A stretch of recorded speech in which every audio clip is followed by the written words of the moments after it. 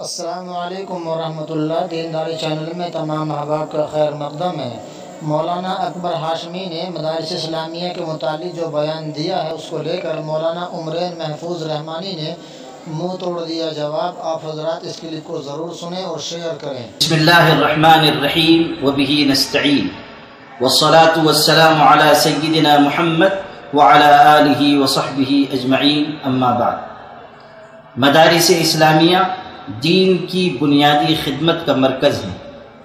دین کی صیانت و حفاظت، دین کی نشر و اشاعت کا کارنامہ یہیں سے انجام دیا جاتا ہے۔ ہمارے ملک کی جد و جہد آزادی میں بھی مدارس اسلامیہ کا بنیادی کردار رہا ہے۔ یہی وہ مدارس اسلامیہ ہیں جہاں کی چٹائیوں سے سرفروشوں کی جماعت کھڑی ہوتی ہے۔ انسانیت کی کارگاہیں اور کارخانے اگر کائنات میں کہیں ہیں تو وہ یہی مدارس اسلامیہ ہیں۔ مدارس اسلامیہ کے خلاف فضا بنانا، ان کے صاف ستھرے کردار پر انگلی اٹھانا کسی بھی طرح مناسب نہیں ہے۔ ایک خاص مذہب سے جڑے ہونے کی وجہ سے اداروں کو ٹارگٹ کرنا ایک جمہوری ملک کے لیے بدنما داغ ہے۔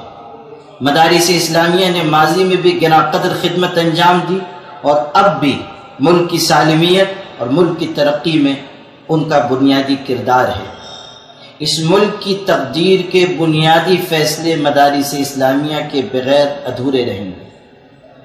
افسوس کی بات یہ بھی ہے کہ خود مسلمانوں کی جماعت میں ایسے لوگ ہیں جو مدارس کے صاف ستھرے کردار کے سلسلے میں لب کشائی کر رہے ہیں۔ پونا کے رہنے والے اکبر ہاشمی نے مدارس اسلامیہ کے بارے میں جو بدگوئی کی ہے وہ ہر طرح لائق مذمت ہے۔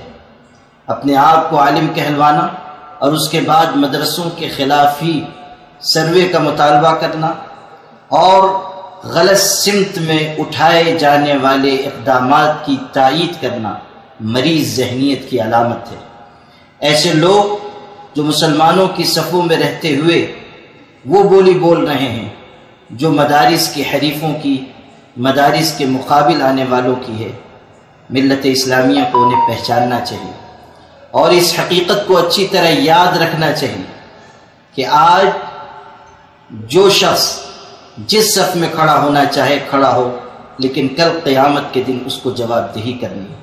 مہاراشٹر کے علماء کو اور یہاں بسنے والے مسلمانوں کو اپنی صف میں پرورش پانے والے ایسے غلط ذہنیت کے لوگوں کو پہچاننا چاہیے اور وقت رہتے ہوئے انہیں لگام دینا چاہیے کہ یہ وقت کی اہم ضرورت ہے۔